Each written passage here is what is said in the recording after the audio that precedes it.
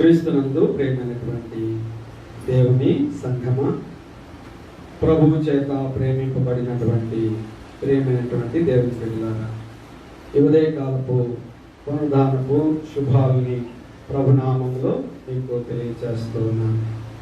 పెంతెకోస్తులోని 2వ ఆదివారం కొరకు ఏర్పాటు చేయబడినటువంటి పాత నిబంధన వాక్య భాగము ద్వితీయోపదేశ కాండము 11వ అధ్యాయం. ద్వితీయోపదేశ కాండము 11వ అధ్యాయం 18వ వచనం నుండి 21వ వచనం వరకు మనము చదువుకున్నాం. మరొకసారి ఈ వాక్య భాగాన్ని నేను చదువుతున్నాను, దయచేసి గమనించండి. ద్వితీయోపదేశ కాండము 11వ అధ్యాయం 18వ వచనం నుండి 21వ వచనం వరకు రాయబడిన వాక్య భాగము. కాబట్టి మీరు ఈ నా మాటలను మీ హృదయములోను మీ మనస్సులోను ఉంచుకొని వాటిని మీ చేతుల మీద సూచనలుగా కట్టుకొనవలెను. అవి మీ కన్నుల నడుమ పాసికములుగా ఉండవలెను.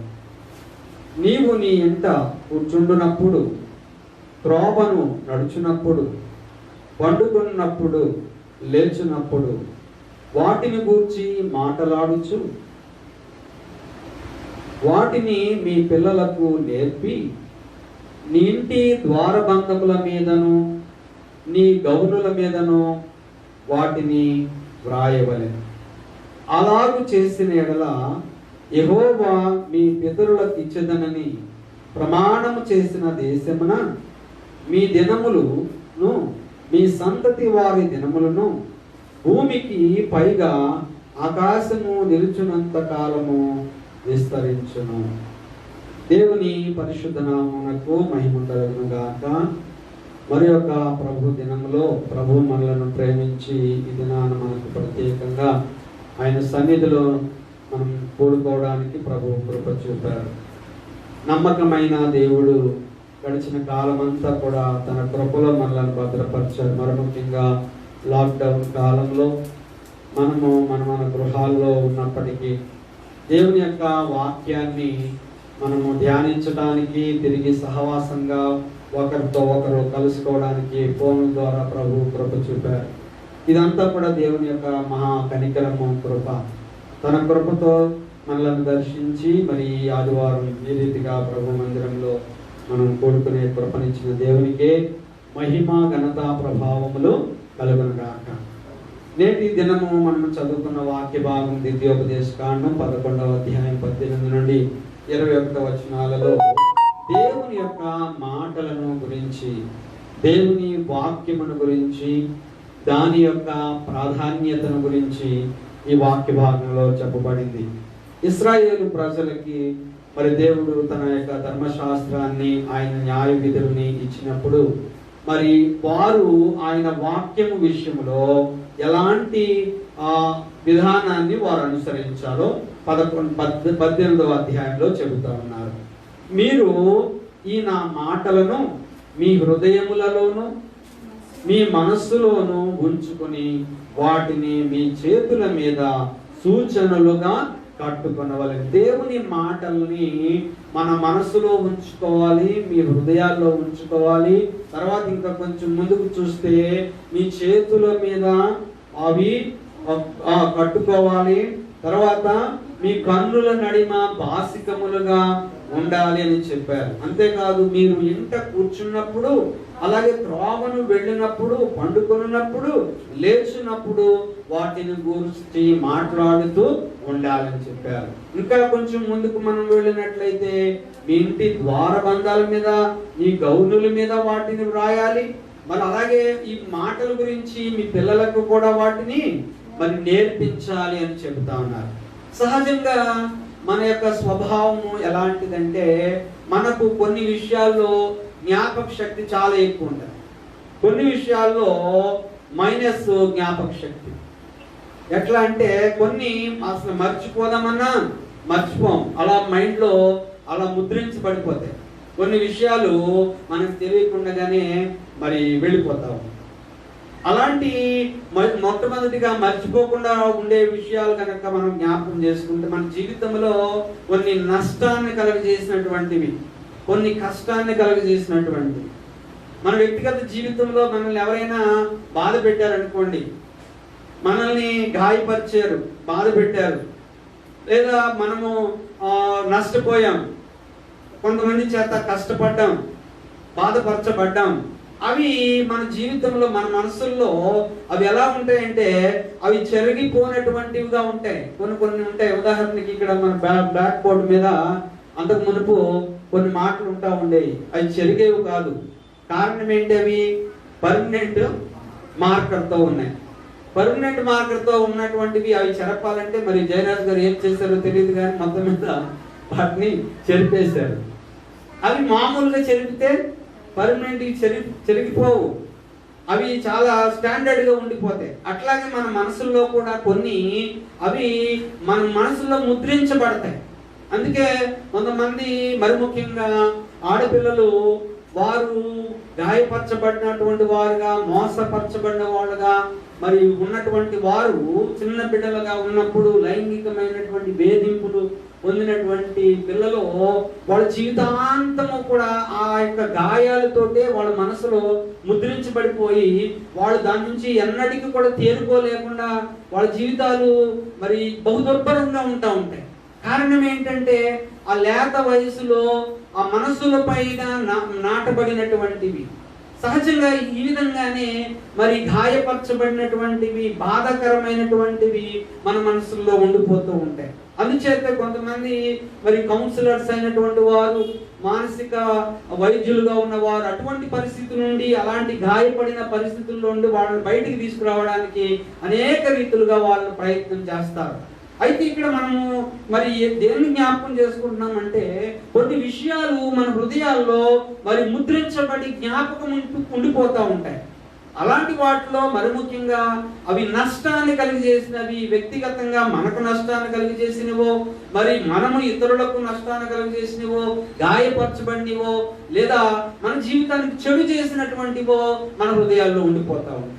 కానీ మరి ముఖ్యంగా దేవుని యొక్క మాటలు మాత్రం మన హృదయాలలో అవి మరి త్వరగా చెరిగిపోతూ ఉంటాయి. అనగా త్వరగా మన హృదయంలో నుంచి వెళ్ళిపోతూ ఉంటాయి. అందుకే మనము మరి ప్రతిరోజు వాక్యాన్ని చదవడంలో గల ప్రాధాన్యత అదే. అందుకే ప్రభువు కూడా, దేవుడు తన ధర్మశాస్త్రాన్ని ఇచ్చినప్పుడు దేవుని వాక్యం గురించి మాట్లాడుతూ, నా మాటల్ని మొట్టమొదటి మీరు ఏం చేయాలంటున్నారు? మీ హృదయములోను మీ మనసులోను ఉంచుకొని వాటిని మీ చేతుల మీద సూచనలుగా కట్టుకోవాలి. మన చేతులకి సహజంగా మనము ఈ కరోనా సమయంలో మరి మీరు ఏమేమి చేయకూడదు అని అంటే, మీ చేతుల్ని తరచుగా ముఖానికి ఇలా టచ్ చేయొద్దు అని అంటా ఉంటాం. సహజంగా ఈ చేతులు ఊరుకునే ఉండవు, ఏదో ఒకటి మనం ఇట్లా కదుపుతూ ఉంటాం, మనం ఇట్లా చూస్తూ ఉంటాం. అలాగే ఇప్పుడు వాక్యం కూడా ఎక్కడ ఉండాలంట? ఈ చేతుల మీద బాసికాలు లాగా ఉండాలి, లేక వాచ్యుల్ లాగా ఉండాలి, బాసికం ఇట్లా కట్టినటువంటి లాగా ఉండాలి. అంటే మనకి ఎప్పుడు కూడా ఇలాగ మన కళ్ళకు కనబడేటువంటివిగా ఉండేటువంటివి. రెండవది, మొట్టమొదటి మన హృదయంలో, మన మనస్సులో. రెండవది మన యొక్క చేతులకు కట్టుకోవడం. తర్వాత ఏమంటున్నారు? కన్నుల నడుమ అవి భాసికములుగా ఉండాలి. మన యొక్క మధ్యలో ఇట్లా ఉంటే అది ఏమిటి? అవి ఏం చేస్తాయి? ఇతరులకు కనబడేవిగా ఉంటాయి. ఒకవేళ మనకు కనబడకపోవచ్చు, అవి ఇతరులకు కూడా కనబడతాయి. మూడవ విషయాన్ని చెబుతూ, నీ ఇంట కూర్చున్నప్పుడు, త్రోవను నడిచినప్పుడు, వండుకున్నప్పుడు, లేచినప్పుడు వాటిని గూర్చి మాటలాడుచు వాటిని మీ పిల్లలకు నేర్పాలి. ఈ వాక్యమును మనం ఏమి చేయాలంట? మనము పడుకున్నప్పుడు, లేచినప్పుడు, త్రోవలో వెళ్ళినప్పుడు, ఇంట కూర్చున్నప్పుడు, అంటే ఆల్మోస్ట్ మనం ప్రతి సమయంలో కూడా దేవుని యొక్క మాటల్ని మీరు వాటిని గురించి మాట్లాడుతూ ఉండాలి, వాటిని నేర్పుతూ ఉండాలి అని అంటా ఉన్నారు. సహజంగా చూస్తాము, నేను కొన్ని కుటుంబాల్లో అబ్జర్వ్ చేశాను, గమనించాను. అదేమిటంటే ఉదయము మరి ఆల్మోస్ట్ 5ంటికి కొంతమంది ఇళ్లలో స్విచ్ ఆన్ చేస్తారు. దేనికి? టీవీ ఆన్ అవుతుంది 5ంటికి, ఉదయం 5 కానీ 6 కానీ లేచిన వెంటనే ఆన్ అయిపోతుంది. లేదు అక్కడ మళ్ళీ ఆన్ అయినటువంటి ఆ టీవీ అది అలాగా అది రన్ అవుతూనే ఉంటుంది. వీళ్ళ పనులు వీళ్ళు చేసుకుంటూ ఉంటారు. మళ్ళీ ఎప్పుడనంటే రాత్రి 12కో 1 గంటకు మళ్ళీ పడుకునే వరకు అది మాత్రం రన్నింగ్లోనే ఉంటారు. కొంతమంది జీవితం ఆ విధంగా ఉంటుంది. మరి దేవుని బిడ్డలైనటువంటి మన గురించి మాట్లాడుతూ ప్రభు బిడ్డలైనటువంటి మనము ఏమి చేయాలని కోరుతున్నారు? దేవుని వాక్యం అలాగే ఒక టీవీ పెట్టినప్పుడు ఉదయం నుంచి సాయంత్రం వరకు అది అలాగే వస్తూ ఉంటుందనుకో, వాళ్ళు వంట చేసుకుంటా ఏమి వినపడుతుంది? అది వినపడతా ఉంటుంది. వాళ్ళు పండుకున్నది వినపడుతుంది, భోజనం చేస్తా ఉన్నది వినపడతా ఉంటుంది. కొంతమంది చూస్తూ ఉంటాం. మరి అలా టీవీ వాళ్ళ ఇంట్లో హాల్లో ఉందనుకోండి, అన్ని హాల్ దగ్గరికి వచ్చేస్తూ ఉంటాయి. అన్ని హాల్ దగ్గరికి వచ్చేస్తాయి. ఆఖరికి భోజనం కూడా వచ్చేస్తుంది. అది ఇలా తింటూ ఎట్లా చూస్తూ ఉంటుంది, ఇట్లా తింటూ అట్లా చూస్తూ ఉంటుంది. అంటే ఇప్పుడు వాళ్ళకి ధ్యాస ఏముంటుంది అంటే రోజు ఉదయం మొదలుకొని సాయంత్రం వరకు అదే ధ్యాస నడుస్తూ ఉంటారు. దేవుని బిడ్డలమైన మనకు ప్రభు ఏమంటున్నారంటే, మనం ఇంట కూర్చున్నప్పుడు, త్రోవను నడుచున్నప్పుడు, పండుకున్నప్పుడు, లేచినప్పుడు వాటిని గురించి మాటలాడుచు వాటిని మీ పిల్లలకు నేర్పాలి. తర్వాత ఏమన్నారు? మీ ఇంటి ద్వార బంధముల మీదను మీ గౌనుల మీదను వాటిని వ్రాయవలెను.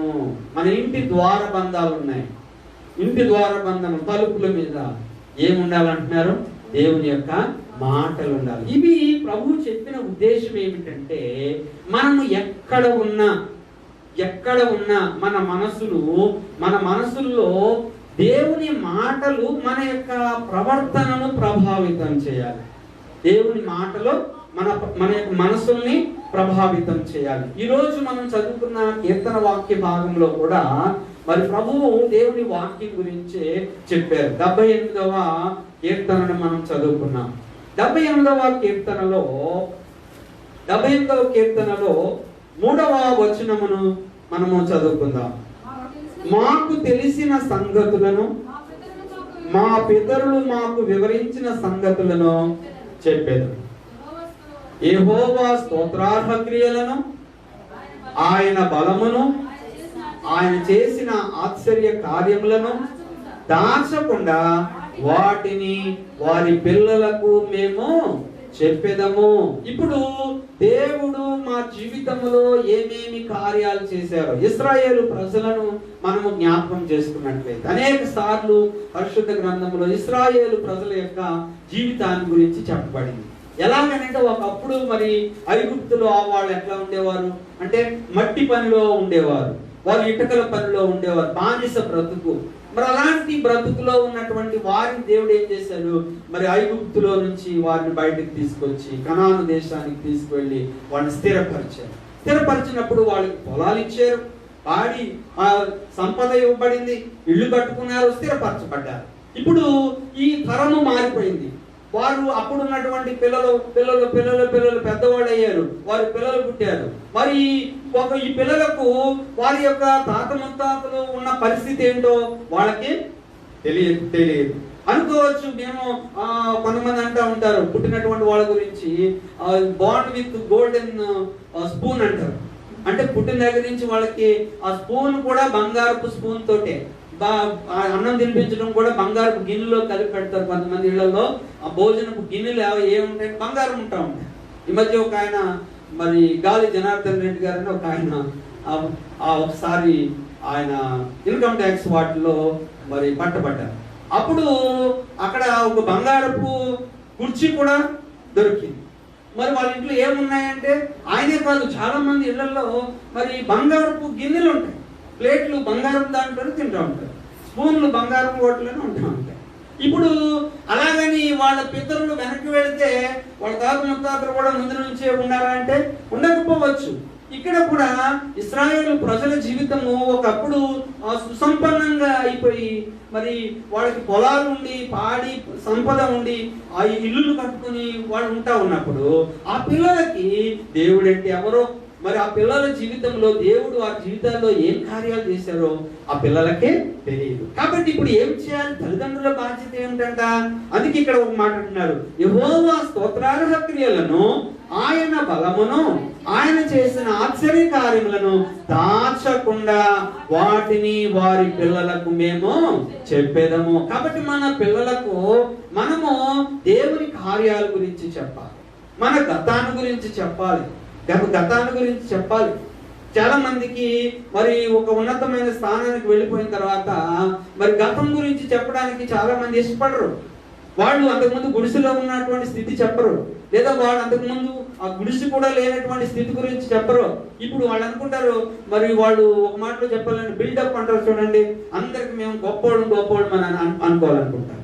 ఇప్పుడు వాళ్ళు అనుకుంటే వాళ్ళ పిల్లలు ఏమనుకుంటారో వాళ్ళు కూడా అలాగే అనుకుంటారు. కానీ మరి ప్రభు ఏం కోరాలంటే ఇశ్రాయేలు ప్రజలు వాళ్ళ ఉండకూడదు. ముందు వాళ్ళ జీవితంలో దేవుడు ఎంత గొప్ప దేవుడు, వారి యొక్క ఆశ్చర్య కార్యాలు ఏంటి, వాటిని వారి పిల్లలకు మేము మా యొక్క పిల్లలకి చెబుతాము. తర్వాత ఎందుకు చెప్తారు? 5వ వచనము, రాగల తరములలో పుట్టబో పిల్లలు దాని నెరుగునట్లును వారు లేచి తమ పిల్లలకు దానిని వివరించునట్లును. కాబట్టి ఇప్పుడు ఈ పిల్లలు పిల్లలు పిల్లలు పిల్లలు ఇలాగ సంతతి మరి విస్తరిస్తున్నప్పుడు తరతరాలలో కూడా దేవుడు ఎవరో, దేవుని కార్యాలు ఏంటి అనేటువంటి ఇశ్రాయేలు ప్రజల జీవితంలో ఒక తరము నుండి మరొక తరము వారు తెలుసుకోవాలి. మనము అనేక దినాలుగా మరి రాజుల గురించినటువంటి విషయాలను ధ్యానిస్తా ఉన్నాం. నేను గమనించినటువంటిది ఏమిటి అంటే, మరి ఏ రాజు అయితే దేవుని యందు భయభక్తులు కలిగి ఉన్నాడో, ఏ రాజు అయితే మరి తను దేవుని మీద ఆధారపడ్డాడో, ఆ రాజు ఏం చేశాడంటే తన ప్రజలను కూడా అదే మార్గంలో మరి నడిపించాడు. నేను అనుకున్నాను కొన్నిసార్లు మరి దేవుడు ఆ రాజు యొక్క పరిపాలన బట్టి, రాజు చేసిన దుర్మార్గపు కార్యాలు బట్టి మరి అనేక మంది సామాన్య ప్రజలు కూడా చనిపోయిన పరిస్థితులు ఉన్నాయి. కొన్నిసార్లు ఇతర సైనికులకి, ఇతర దేశస్తులకు అప్పగించబడ్డప్పుడు సాధారణమైన ప్రజలు కూడా చనిపోయిన పరిస్థితులు ఉంటా ఉన్నాయి. నిజంగా మనం పరిపాలించేటువంటి నాయకులైనటువంటి వారు మన జీవితాలకు ఎంతో ప్రాముఖ్యమైనటువంటి వారు. వారిని బట్టి మనము దేవునికి మరి వందనాలు చెప్పాలి నిజంగానే. అలాగే ఇక్కడ ఒక కుటుంబంలో తల్లిదండ్రులు ఏం చేయాలంట? తమ పిల్లలకి వాటిని నేర్పాలి, వాళ్ళు ఎరిగేటట్టు వాళ్ళకి చెప్పాలి అని చెప్పి, మరి ఎందుకు చెప్పాలి?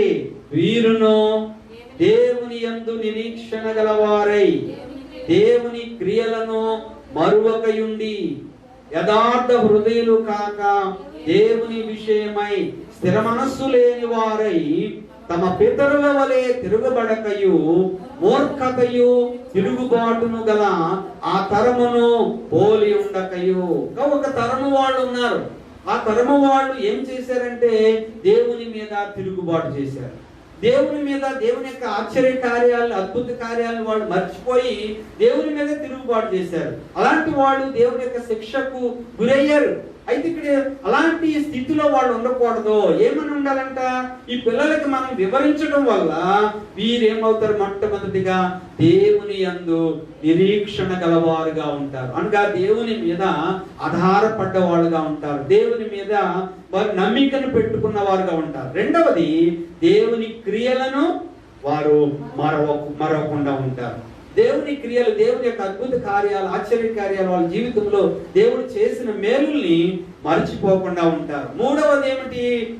మూర్ఖతయు తిరుగుబాటు గల ఆ తరము వలె అవరు. మూర్ఖత, తిరుగుబాటు, ఇది మానవ స్వభావము, సహజ స్వభావం. ఎలాంటిదంటే మూర్ఖత, తిరుగుబాటు స్వభావము, వ్యతిరేక స్వభావము, మరి ఎదిరించే స్వభావము, గర్వించే స్వభావము, ఇవేవి ఎక్కడో కొనుక్కోని అవసరం లేదు.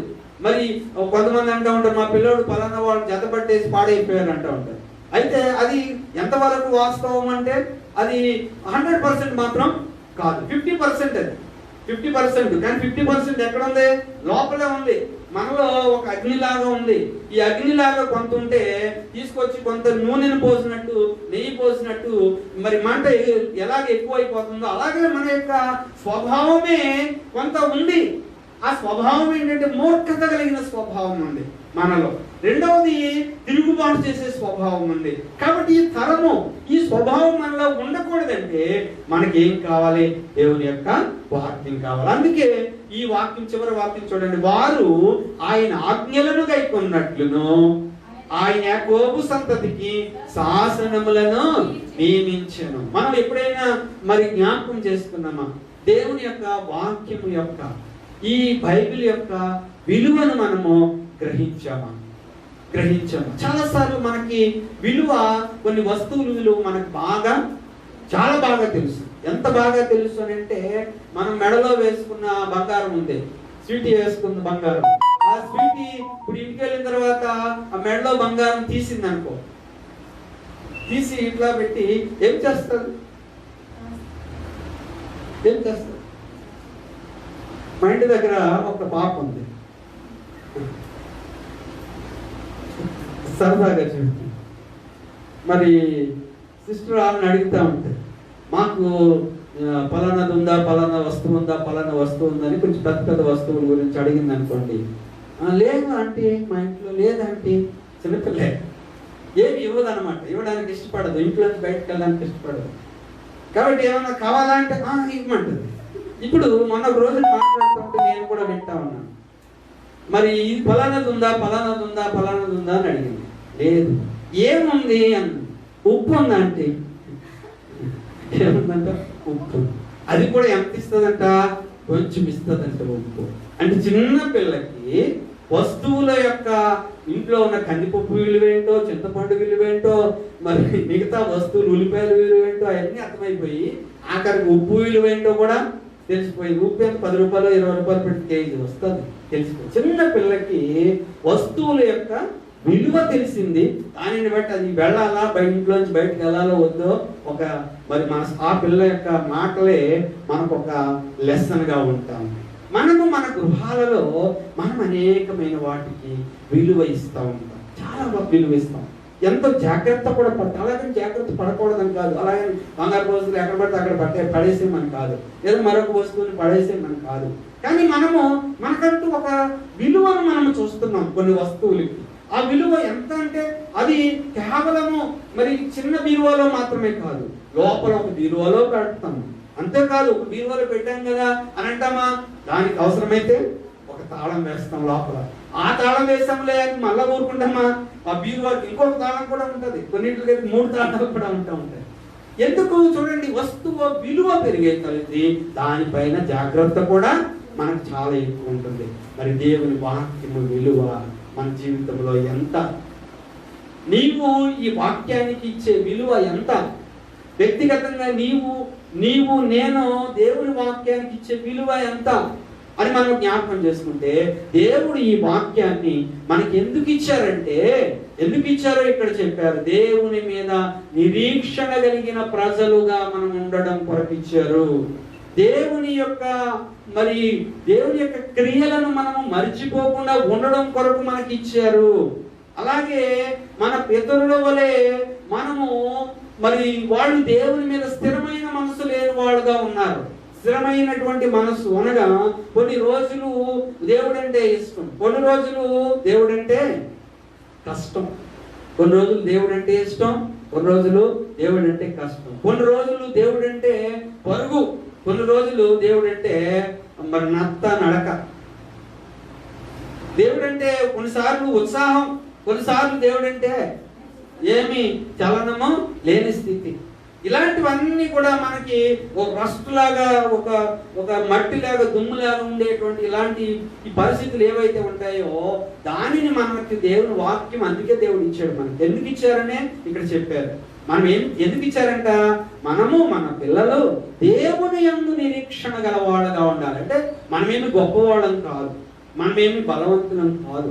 ఎవ్వరు కూడా నేను గొప్ప బలవంతుణ్ణి, నేను ఎప్పుడు కూడా దేవునిలోంచి నేను పడిపోను అని చెప్పడానికి ఎవ్వరికి కూడా మరి హక్కు లేదు, చెప్పలేని పరిస్థితి.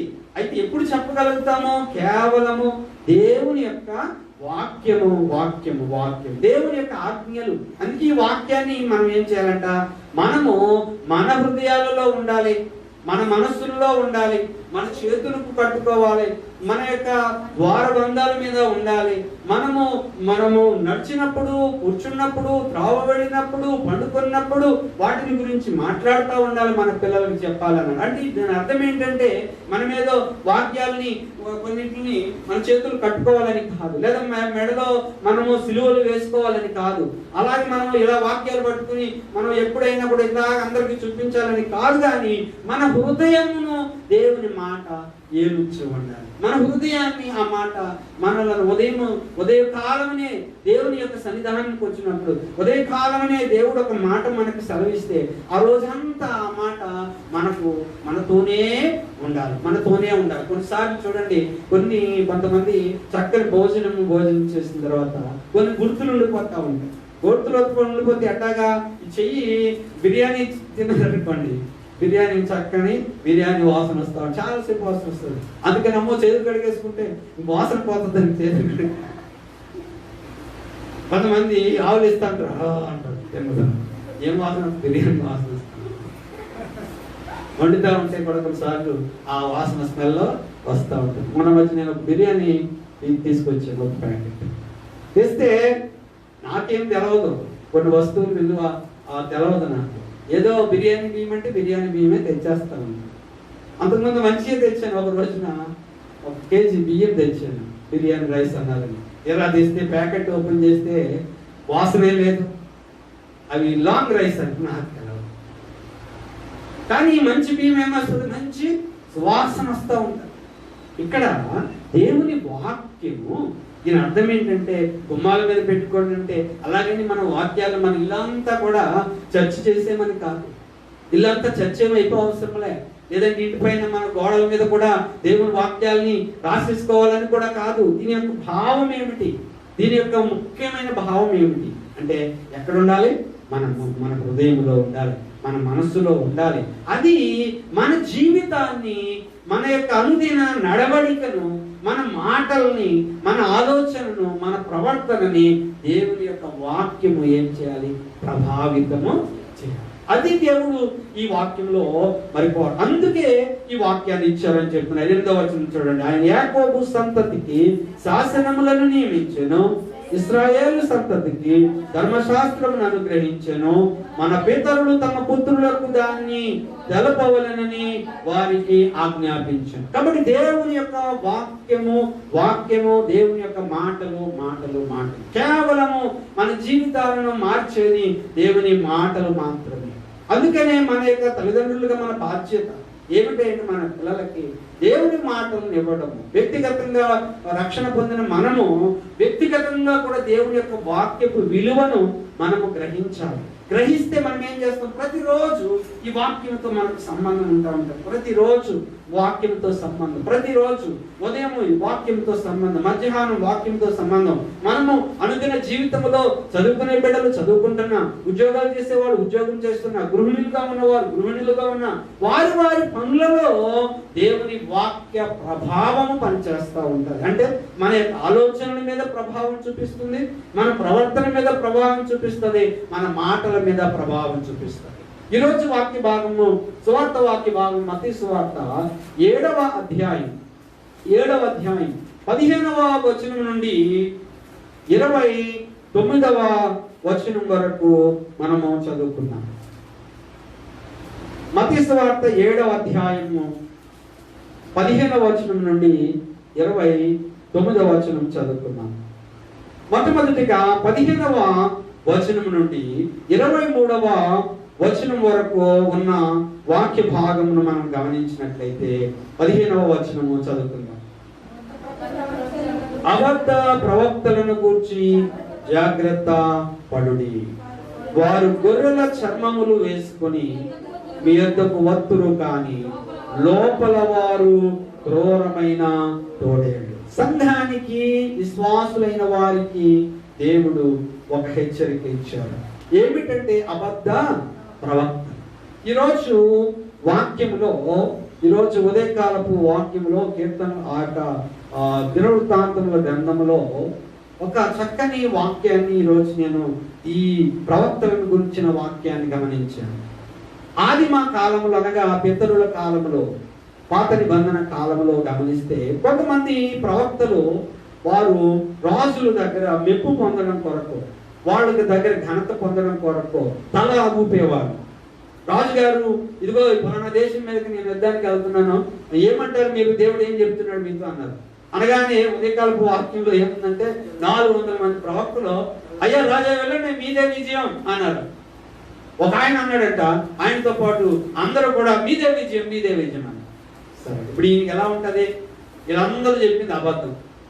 ఒక ఆయన ఉన్నాడు, ఆయన అన్నాడు, ఏం పేరు ఆయన పేరు అమ్మా మిక్కాయ. ఆయన ఏమన్నాడు, ఆయన గురించి చెప్తున్నాడు, ఈ రాజుగారికి ఎప్పుడు ఆయనతో కోపం అంట. ఎందుకు, ఆయన ఎప్పుడు కూడా మరి మేలు పలకుండా కీడే ఊరికనే పలుకుతాడా ప్రవక్త? నిజమైన ప్రవక్త అంటే మరి ఊరికనే పలకడం. దేవుడు ఏం చెప్తాడో అదే చెప్తాడు. ఈయన తీసుకెళ్ళాడు ఒక ఆయన, ఈ రాజుగారు రమ్మంటున్నారు, ఏం నిన్న అన్నారు. రమ్మంటున్నారంటే దోత వెళ్ళాడు, తీసుకొస్తూ నడుచుకుంటూ వస్తున్నారు. వస్తా అంటున్నాడు అంటే ఆ దోత, అయ్యా ఆల్రెడీ 400 మంది చెప్పేశారు, మరి మేలే జరుగుతుందని చెప్పారు, నీదే మరి చేయమని చెప్పారు, నువ్వు కూడా అటకి చెప్పు అన్నాడు. సరే, ఈయన ఏమనుకున్నాడు, ఏమో వచ్చాడంట.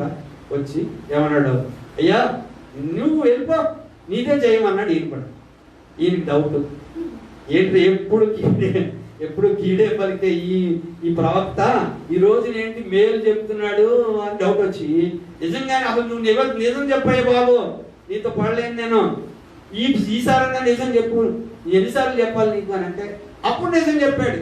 ఏమని, అయ్యా ఇశ్రాయేలు ప్రజలందరూ మరి కాపరి లేని గొర్రెలాగా తిరుగుతా ఉన్నారయ్యా అని చెప్పాడు. అంటే దాని అర్థం ఏంటి, రాజు లేకపోతే ప్రజలందరూ ఏమవుతారు అంటే దాని అర్థము ఇండైరెక్ట్ గా చెప్పాడు, నువ్వు అవుట్ అని చెప్పాడు. నన్నే చూసావయ్యా, ఈ పక్కన రాజుతో చెప్తున్నాడంట, భలే నవ్వు వచ్చింది అది చదువుతా ఉంటే.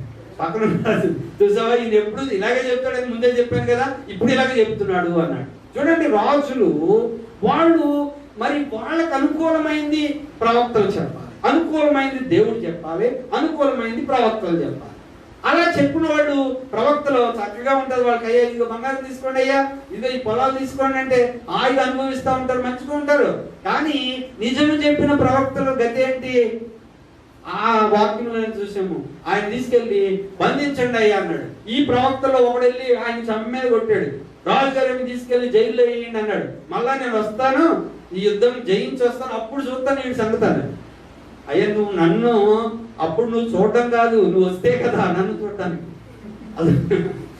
అలా నువ్వు వస్తే అసలు దేవుడే నాతో ఈ మాట చెప్పలేదు అని అన్నాడు. నిజమైన ప్రవక్త ధైర్యంగానే చెప్తాడు, వాడు చంపినే చెప్తాడు. అందుకే ప్రవక్తలైనటువంటి వాళ్ళు అనేక మంది చంపబడ్డారు, కానీ నిజమే చెప్పారు. అవమానమైన నిజమే చెప్పారు, హింసలైన నిజమే చెప్పారు, వాడు చనిపోయే పరిస్థితి వచ్చినా నిజమే చెప్పారు. అబద్ధాలు చెప్పలేదు, వాళ్ళ బ్రతుకు తెరువు కోసం చెప్పలేదు. ఇక్కడ నేటి సంఘానికి కూడా దేవుడు అబద్ధ ప్రవక్తలను గురించిన జాగ్రత్త మీరు పడండి అని అంటున్నారు. అంటే దాని అర్థం ఏమిటి, అబద్ధ ప్రవక్తలు ఉన్నారా, ఉంటారా అంటే ఉన్నారు. మరి అలాంటి వారి గురించి ఏంటి, వాళ్ళ పరిస్థితి ఎలా ఉంది అంటే, వాళ్ళు ఎలా ఉన్నారు, వాళ్ళు గొర్రెల చర్మములు వేసుకొని మీ వద్దకు వత్తురు, కానీ లోపల వారు క్రూరమైన తోడేళ్ళు. ఏంటండి, ఏం వేసుకుని వస్తారేంటో అంటే వీళ్ళు చూడటానికి ఎలా ఉంటారో గొర్రెలాగే ఉంటారు, సాధు స్వభావంతో ఉంటారు, గొర్రె లాంటి మనసుతో బయటికి కనబడతా ఉంటారు. గొర్రెలన్నీ ఉంటే ఆ గొర్రెల్లో గొర్రెలాగే ఉంటారు, కానీ వాళ్ళని గుర్తుపట్టడము అంత సులువేమీ కాదు. అందుకే నేటి దినాన అనేక మంది విశ్వాసులైనటువంటి వారికి ఎవరు అబద్ధ ప్రవక్తలు, ఎవరు నిజం చెప్తున్నారు, ఎవరు అబద్ధం చెప్తున్నారో అనేక మందికి తెలియని పరిస్థితుల్లో, గందరగోళ పరిస్థితుల్లో ఉంటారు. కారణం ఏంటి, వాళ్ళు ఏమిటొచ్చు, ప్రతి వాళ్ళు ఏం చెప్తారు, దేవుని వాక్యం చెప్తారు, దేవుని వాక్యమే బైబిలే కదా చెప్తున్నారు అని కొంతమంది మరి వారి యొక్క అబద్ధ బోధను ఖండించడానికి భయపడేటువంటి వారుగా ఉంటారు. అబద్ధ బోధన ఖండించడానికి, అమ్మో దేవుడు సేవకులు కాబట్టి, దేవుడు సేవకుడు కాబట్టి మనం ఏం అనకూడదు అంటే వ్యక్తిగతంగా ఏమనకపోవచ్చు, కానీ వారి యొక్క బోధన ఏం చేయాలంటే ఖండించవలసిన అవసరం ఉంది. కనుక ఇక్కడ ఏమంటున్నారు, అబద్ధ ప్రవక్తలు ఏం చేస్తారంట, వారు క్రూరమైన తోడేళ్ల స్వభావం కలిగి గొర్రెలలాగానే వారు ఉంటారు. వారు గొర్రెల చర్మాలు వేసుకుని ఉంటారు. కాబట్టి వీళ్ళని గుర్తుపట్టడము కొంచెము ప్రారంభంలో కష్టమే. 16 వచనం, వారి ఫలముల వలన మీరు వారిని తెలుసుకుందరు. ముండ్ల పొదలలో ద్రాక్ష పండ్లనైనను పల్లేరు చెట్లను అంజూరపు పండ్లనైనను కోయిదురా, అలాగునే ప్రతి మంచి చెట్టు మంచి ఫలములు ఫలించు, పనికి మాలిన చెట్టు కాని ఫలములు ఫలించు. మంచి చెట్టు కాని ఫలములు ఫలింపనేరదు, పనికి మాలిన చెట్టు మంచి ఫలములు ఫలింపనేరదు. మంచి ఫలములు ఫలింపని ప్రతి చెట్టు నరకబడి అగ్నిలో వేయబడి. కాబట్టి మీరు వారి ఫలముల వలన వారిని తెలుసుకుందరు. ప్రభువా ప్రభువా అని నన్ను పిలుచు ప్రతి వాడును పరలోక రాజ్యములో ప్రవేశింపడు గాని పరలోకమందున నా తండ్రి చిత్త ప్రకారం చేయవాడే ప్రవేశించును. ఆ దినమందు అనేకులు నన్ను చూచి ప్రభువా ప్రభువా మేము మీ నామమున ప్రవచింపలేదా, మీ నామమున దయ్యములను వెళ్ళగొట్టలేదా, నీ నామమున అనేకమైన అద్భుతములు చేయలేదా అని చెప్పుదురు. అప్పుడు నేను మిమ్మను ఎన్నడునో ఎరుగను, అక్రమము చేయవాళ్ళారా నా యొద్ద నుండి పొండని వారితో చెప్పుదును. కాబట్టి దేవుడు అబద్ధ ప్రవక్తలను గురించి చెబుతున్నటువంటి మాట, అబద్ధ ప్రవక్తలైనటువంటి వారిని గురించి మీరు జాగ్రత్తగా ఉండండి అన్నారు. జాగ్రత్త జాగ్రత్త జాగ్రత్త జాగ్రత్త పడండి. ఈ రోజున ప్రతి ఒక్కరికి ఏమొచ్చింది? జాగ్రత్త వచ్చింది. ఎవరున్నారు? కొన్నిసార్లు హెల్మెట్లు పెట్టుకోండి హెల్మెట్లు పెట్టుకోండి హెల్మెట్లు పెట్టుకోండి అని పోలీసు వాళ్ళు మరి ఫైన్ వేసినా, 1000 రూపాయలు ఫైన్ వేసినా మరి పెట్టుకున్నటువంటి వారు మరి మాస్క్ పెట్టుకోమంటే ఏ పోలీసు వాళ్ళు చూస్తున్నాడని మాస్క్ పెట్టుకుంటున్నా. పొద్దున్నే మనం మాస్క్ ఇచ్చాము మీకు. ఏ పోలీసు వాళ్ళు చూస్తున్నారని మనము ఈ హ్యాండ్ వాష్ వాడుతున్నాము, లేకపోతే ఈ మాస్క్ పెట్టుకున్నాము. ఎవరు చూడటం లేదు. కానీ ఏం వచ్చింది? ఇప్పుడు జాగ్రత్త వచ్చింది. ఎందుకంటే ప్రమాదము ఉన్నది కాబట్టి. ఆ ప్రమాదం ఏంటో తెలియటం లేదు. తెలిస్తే ఏమన్నా జాగ్రత్త ఉండొచ్చు, దాక్కోవచ్చు. కానీ దాక్కోవడానికి కూడా అవకాశం లేకుండా ఉంది. కాబట్టి ఇప్పుడు మనం ఏమైపోతా ఉన్నాం? జాగ్రత్త పడుతున్నాము జాగ్రత్త పడుతున్నాము జాగ్రత్త పడుతున్నాం జాగ్రత్త పడుతున్నాం. అలాగే విశ్వాసులైనటువంటి మనకు కూడా దేవుడు ఏం చెప్తున్నారు? జాగ్రత్తగా ఉండండి. ఎవరి విషయంలో? అబద్ధ ప్రవక్తల విషయంలో. మనకు అందుకే దేవుడు తన వాక్యంలో ఇచ్చినటువంటి మరొక హెచ్చరిక వాక్యాన్ని మనం చూస్తాం. ఎఫెసీయులకు రాసినటువంటి పత్రిక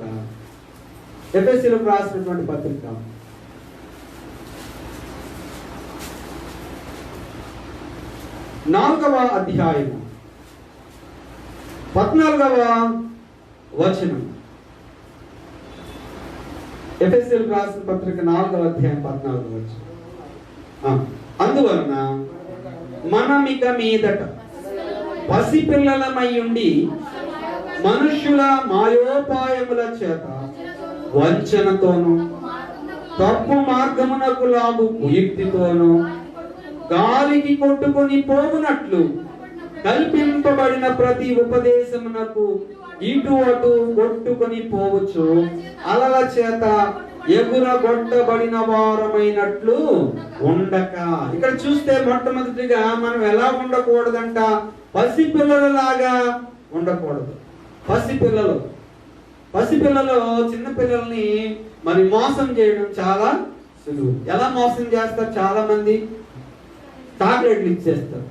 చాక్లెట్లు ఇచ్చి మీ అమ్మ అక్కడ ఉంది రమ్మంటున్నారు, మీ నాన్న ఇక్కడ ఉన్నారు రమ్మని అంటున్నారంటే పిల్లలు వాళ్ళతో పాటు వెళ్ళిపోతూ ఉంటారు. అందులో పలానా రా అంటే చాక్లెట్ ఇచ్చి వెళ్ళిపోతూ ఉంటారు. పిల్లలు ఏమైపోతారు? పసిపిల్లలు, చిన్న పిల్లలు వాళ్ళు మరి మోసగించబడతారు, త్వరగా మోసగించబడతారు. కాబట్టి ఇప్పుడు మనం ఎలా ఉండకూడదంటే పసిపిల్లలాగా ఉండకూడదు. పసిపిల్లలలాగా ఉంటే ఏమవుతుందంట? మాయోపాయముల చేత, మనుష్యుల మాయోపాయముల చేత, వంచనతో, తప్పు మార్గమునకు లాగు కుయుక్తితో గాలికి కొట్టుకొని పోవునట్లు కల్పింపబడిన ప్రతి ఉపదేశమునకు ఇటు అటు కొట్టుకొని పోవచ్చు అలల చేత ఎగరగొట్టబడిన వారమైనట్లు ఉండక. కల్పింపబడిన ప్రతి ఉపదేశము. అందుకే ఇందాక 2 వాక్యాల్లో కూడా మనం చూసాము. ఏం చూసాము? వాక్యము వాక్యము వాక్యం. ఆదిమ సంఘంలో కొంతకాలము చీకటి సంవత్సరాలు ఉన్నాయి. చీకటి యుగము సంఘంలో. చీకటి యుగం నడిచింది కొంతకాలం. అంటే దాని అర్థం ఏమిటంటే, చీకటి యుగం అంటే మరి అనేక మందికి వాక్యం లేదు వాళ్ళ చేతుల్లో బైబిల్ లేదు.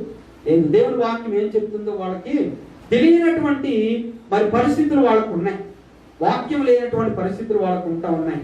అలాంటప్పుడు మరి ఏం చేశారు అంటే వాళ్ళకి ఎవరు ఈ యాజకుడైన వారు, పాస్టర్ అయిన వారు, సేవకుడుగా నిలబడ్డ ఆయన ఏం చెప్తాడో అది వినడమే వాళ్ళ పరిస్థితి. ఆయన ఏం చెప్పాడో అదే దేవుని వాక్కుగా వింటూ వచ్చారు. అలా విన్నప్పుడు ఏమైందంటే వాళ్ళు తప్పు బోధించినా, వాళ్ళు కల్పింపబడినటువంటి చెప్పినా, వాళ్ళ స్వార్థం కోసం చెప్పినా అవి వాళ్ళు విని వాటిని దేవుని మాటలు అనుకున్నారు. కానీ ఈ రోజున దేవుడు మనకి ఏమి ఇచ్చారంటే దేవుని వాక్యము ఇచ్చారు. ఎవరైతే బద్ధకస్తులుగా ఉంటారో వాళ్ళు మరి మోసపోతారు, దానిలో తిరిగే లేదు. వాళ్ళు చిన్నపిల్లలు లాంటి వాళ్ళు అనమాట. చిన్నపిల్లలు లాంటి వాళ్ళు, దేవుని వాక్యం తెలియని వాళ్ళు ఎవరంటే చిన్నపిల్లలు లాంటి వాళ్ళు. వాళ్ళకి చాక్లెట్లు ఇస్తే చాలు, వాళ్ళు వెళ్ళిపోతారు. పెద్దవాళ్ళు అలా కుదరదు కదా. మాకు తెలుసయ్యా, నువ్వెందుకు ఇస్తున్నావు మాకు చాక్లెట్లు అని అంటాం. అలాగే దేవుని వాక్యంలో కూడా మనం ఎలా ఉండాలనంటే మరి అలల చేత ఎగరగొట్టబడ్డ వాళ్ళలాగా ఉండకూడదు. తర్వాత ప్రతి ఉపదేశానికి అటు ఇటు కొట్టుకుని పోయేటువంటి వాళ్ళగా మనం ఉండకూడదు. ఒక అలలలో ఉన్నటువంటి పడవ లేదా ఒక ఓడ మరి అలలతోటి అటు గాలి వేస్తే ఇటు గాలి వేస్తే ఇటు వెళ్ళిపోతూ ఉంటాయి. అలాగే మనము కూడా ప్రతి ఉపదేశానికి, ప్రతి వ్యక్తి చెప్పిన దానికి మనం అనుసరించడం కాదు. అది దేవుని వాక్యముతో అది సరిపోతుందా లేదనేటువంటి జ్ఞానాన్ని దేవుడు మనము తన వాక్యం ద్వారా మనకి ఇచ్చినప్పుడు మనము దేవుని వాక్యాన్ని శ్రద్ధతో ధ్యానించాలి. అందుకే బెరయలో ఉన్నటువంటి సంఘస్థులు మనకు ఒక గొప్ప మాదిరిగా ఉన్నారు. వారు ఏం చేస్తూ వచ్చారు? పౌలును సంగతులు అలా ఉన్నవో లేవో అని అనుదినము లేఖనములను పరిశోధించు వచ్చారు. లేఖనాలు పరిశోధిస్తూ వచ్చారు. మన జీవితంలో కూడా మనము అలాంటి వారంగా కావాలి. అదర్వైజ్ మనం ఏమవుతామంటే మరి మోసగించబడతాము. కాబట్టి మీరు అబద్ధ ప్రవక్తల విషయంలో జాగ్రత్తగా ఉండండి అన్నారు. ఇది మొదటి భాగంగా చూస్తాం. రెండవ భాగంగా మత్తయి సువార్త 7వ అధ్యాయము 24వ వచనం నుండి 29వ వచనం వరకు ఉన్న భాగంలో ఇద్దరు వ్యక్తులను గురించినటువంటి విషయాలను ప్రభువు చెప్పారు. కొండ మీద ప్రసంగంలో ఆఖరి ఉపమానముగా ప్రభువు చెప్పారు. ఇది వాక్యం చెప్పిన తర్వాత ఆయన కొండ మీద నుండి కిందకి దిగి వచ్చినట్లుగా మనం చూస్తున్నాం. ప్రాముఖ్యమైనటువంటి మాట ఇక్కడ ఏం చెప్తున్నారంటే, కాబట్టి ఈ నా మాటలు విని వాటి చొప్పున చేయు ప్రతివాడు బండ మీద తన ఇల్లు కట్టుకున్న బుద్ధిమంతుని పోలిండు. ఒక వ్యక్తి ఉన్నాడు, అతడు బండ మీద ఇల్లు కట్టుకున్నాడు. అతడి గురించి వ్రాయబడిన మాట, అతడు బుద్ధిమంతుడు. కారణం ఎందుకు బుద్ధిమంతుడు అన్నారు? వాన కురిసెను, వరదలు వచ్చెను, గాలి విసిరి ఆ ఇంటి మీద కొట్టెను, కానీ దాని పునాది బండ మీద వేయబడిన కనుక అది పడలేదు. దేవునికి మహిమ కలుగుగాక. దేవుని యొక్క వాక్యం ఏం చెప్తుంది? బండ మీద కట్టబడ్డ వారు ఎలాంటి వారంట? నా ఆజ్ఞ, నా మాటలు విని వాటి చొప్పున చేసేవారే బండ మీద కట్టబడ్డవారు.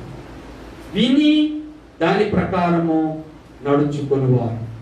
ఇంకొక ఉదాహరణ చెప్పారు 26వ వచనంలో, మరియు ఈ నా మాటలు విని వాటి చొప్పున చేయని ప్రతివాడు ఇసుక మీద తన ఇల్లు కట్టుకొనిన బుద్ధిహీనుని పోలేడు. వాన కురిసెను, వరదలు వచ్చెను, గాలి విసిరి ఆ ఇంటి మీద కొట్టెను, అప్పుడు అది కూలబడిను, దాని పాటు గొప్పదని చెప్పారు. 2 ఇళ్ళు ఇక్కడ మనకు కనబడుతూ ఉన్నాయి. 2 ఇళ్ళు కట్టుకున్నటువంటి వ్యక్తులు కనబడుతున్నారు. ఒక వ్యక్తి బండ మీద కట్టుకున్నాడు, మరొక వ్యక్తి ఇసుక మీద కట్టాడు. బండ మీద కట్టబడిన వాడు బుద్ధిమంతుడిగాను, ఇసుక మీద కట్టబడిన వాడు బుద్ధిహీనుడిగా. ఇక్కడ మన జీవితంలో మనము ఏమై ఉన్నాము అనే దానికి ఎఫెసీయులకు రాసినటువంటి పత్రిక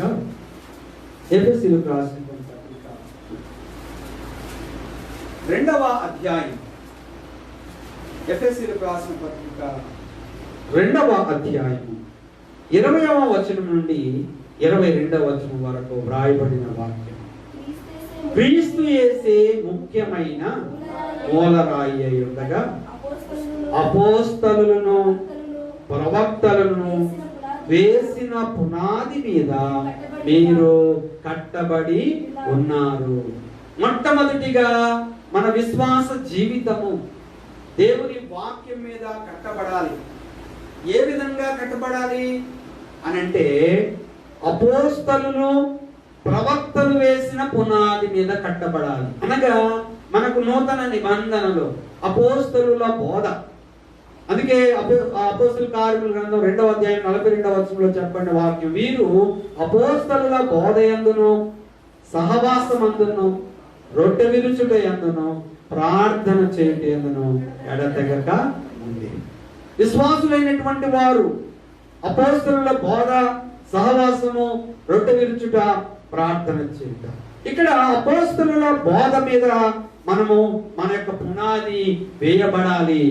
తర్వాత వాక్యం చూడండి 21వ వచనం, ప్రతి కట్టడమును ఆయనలో చక్కగా అమర్చబడి ప్రభువునందు పరిశుద్ధమైన దేవాలయమగుటకు వృద్ధి పొందుచున్నది. ఆయనలో మీరు కూడా ఆత్మ మూలముగా దేవునికి నివాస స్థలమై ఉండుటకు కట్టబడుచున్నారు. మనం కట్టబడుచు ఉన్నాం. ఏ విధంగా కట్టబడుచున్నాము? మరొక వాక్యము కొలస్సీలకు రాసిన పత్రిక 2వ అధ్యాయం 6వ వచనంలో, కొలస్సీలకు రాసిన పత్రిక 2వ అధ్యాయం 6వ వచనంలో, కావున మీరు ప్రభువైన క్రీస్తు యేసును అంగీకరించిన విధముగా ఆయన యందు వేరుపారిన వారై ఇంటి వలె కట్టబడచ్చు. ఎలా కట్టబడాలంటే ఇంటి వలె కట్టబడచ్చు. లూకాసు వార్త 14వ అధ్యాయంలో, లూకాసు వార్త 14వ అధ్యాయంలో ప్రభువు ఒక విషయాన్ని చెప్పారు. ఎందుకు ఆ మాట చెప్పారంటే, ఆయనను వెంబడించేటువంటి శిష్యులు, ఆయన వెంబడించే వారు ఎలా ఉండాలి అనే దానికి చెప్పి ఈ మాటలు చెప్పారు. ఎవడైనా నా యొద్దకు వచ్చి తన తండ్రినైనను, తల్లినైనను, భార్యను, పిల్లలను, మదములను, అక్కజెల్లెలను, తన ప్రాణమును సహా ద్వేషింపకుంటే వాడు నా శిష్యుడు అనేరుడు. మరియు ఎవడైనా తన సిలువను మోసుకుని నన్ను వెంబడింపని యెడల వాడు నా శిష్యుడు అనేరుడు.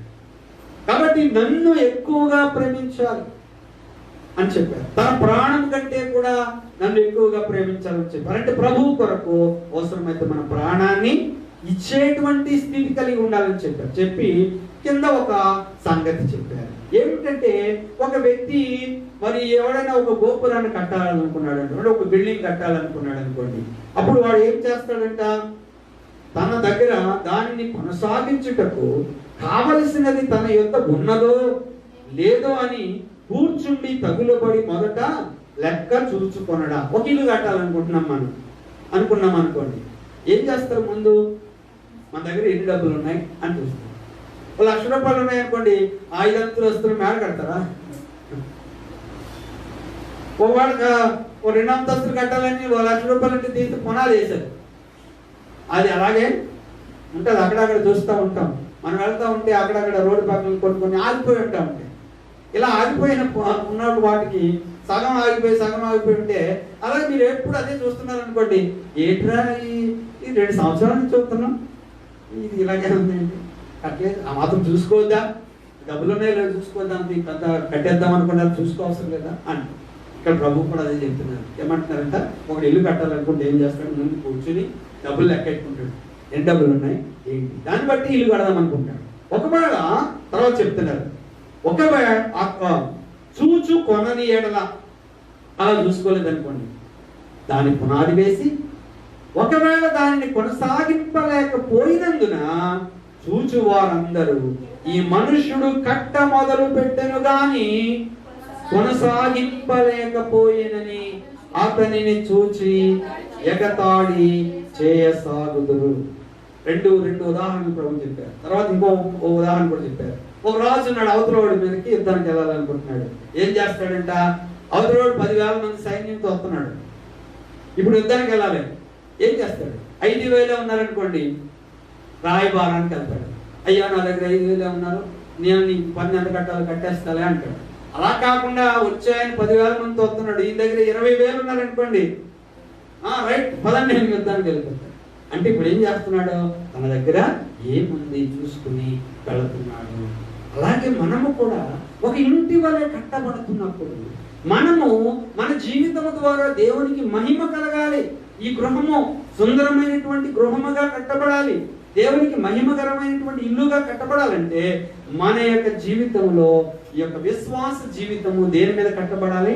వాక్యము మీద, వాక్యం అనే బండ మీద కట్టబడాలి. అందుకే దేవుడు మనం ఈరోజు సెలవిచ్చిన వాక్య భాగాల్లో మనం గమనించాం. కీర్తన వాక్యం 78వ కీర్తనలో చూసాం, ద్వితీయోపదేశకాండం 11వ అధ్యాయంలో చూసాం, మరి ఇక్కడ వాక్యంలో చూస్తున్నాం. వాక్యము వాక్యము వాక్యము, వాక్య పునాది. నీవు నేను కూడా దేవుని మాటల్ని సంపూర్ణముగా దినదినము గ్రహించి మనం ఎలా ఉండాలని ప్రభు కోరుతున్నాడంటే కేవలము వినువారు మాత్రమే కాకుండా, యాకోబు పత్రికలో చెప్తారు, కేవలము మీరు వినువారు మాత్రమే ఉంటే మీరేం చేస్తారో మిమ్మల్ని మీరు మోసపుచ్చుకున్న వారుగా ఉంటారు. అప్పుడు అది ఎలా ఉంటదంటే ఒకడు తన సహజమైనటువంటి ముఖాన్ని ఇలా అద్దంలో చూసుకున్నాడు, ఇలా అద్దంలో చూసుకుని పక్కలగానే నా ముఖం ఎలా ఉంటుంది అబ్బా, మీ ముఖం ఎలా ఉంటుందని అడిగాం అనుకోండి, మనకి ఎలా తెలుసు? తెలుసా మనకి? మన ముఖం మామూలుగా తెలుసు, ఫోటోలు ఉంటాయి, అద్దం ఉంటుంది, మన ముఖం ఎలా ఉంటుందో తెలుసు. ఇలా వెళ్ళాము, ఇలా అద్దంలో చూసుకున్నాము, పక్కకి వెళ్ళిపోయి నా ముఖం ఎలా ఉంటుంది నాకు తెలియదు అన్నట్టుగా ఉంటామా? అలాగే ఉంటారండి. ఎవరో కేవలము వినువారుగా మాత్రమే ఉంటే. అందుకే కొంతమంది అంటే ఉంటారు, అబ్బా పాస్టర్ గారు ఏం చెప్పారండి. ఏం చెప్పారు? ఏం చెప్పారు? ఏం చెప్పారు అంటే ఏమో, బాగా చెప్పారు ఏమో. అందుకే అక్కడ ఏమన్నారు? వినువారు మాత్రమై ఉండి మిమ్మల్ని మీరు మోసపుచ్చుకోకుండా వాక్య ప్రకారము ప్రవర్తింపువారై ఉండుడి. దేవునికి మహిమ కలుగునుగా. అలాగే మీరు ఎవడు నా వాక్యాన్ని విని దాని ప్రకారము ప్రవర్తిస్తాడో వాడు బండ మీద కట్టుకున్న ఇల్లు కట్టుకున్న వ్యక్తి బుద్ధిమంతుడిగా ఉన్నాడు. ఈ ఉదయ కాలం దేవుడు తన వాక్యం ద్వారా మనతో మాట్లాడుతున్నటువంటి మాటలు, దేవుని యొక్క అద్భుతమైన వాక్యము, బైబిల్ గ్రంథం, విలువైన గ్రంథాన్ని దేవుడు మనకి ఇచ్చారు. ప్రతిరోజు ఈ దేవుని యొక్క విలువైన మాటల్ని మనం ఏం చేయాలి? హృదయపూర్వకంగా ధ్యానించుకోవాలి, హృదయపూర్వకంగా మన వ్యక్తిగత జీవితానికి అన్వయించుకోవాలి, హృదయపూర్వకంగా ప్రభు మాటల ప్రకారం జీవించడానికి ప్రభు మీద ఆధారపడాలి. పరిశుద్ధాత్మ శక్తి చేత దేవుని వాక్యం మనకి ఏం బోధిస్తుందో అంటే జీవితాన్ని, దేవునికి మహిమకరమైన జీవితాన్ని, అనేకులకు మరి ప్రయోజనకరమైన జీవితం, మన ఇరుగు పొరుగు వారికి ఆశీర్వాదకరమైన జీవితం మనం జీవించడానికి తండ్రి కుమార పరిశుద్ధాత్మ ప్రియక దేవుడు తన కృప ద్వారా మనకు సహాయం చేయనుగాక. ఆమేన్. సమస్త జ్ఞానమునకు ఇచ్చిన దేవుని సమాధానం మన ప్రభువైన యేసుక్రీస్తు వలన మీ హృదయములకు తలంపులకు కావలియుగాక. ఆమేన్. దేవా నాయందు శుద్ధ హృదయము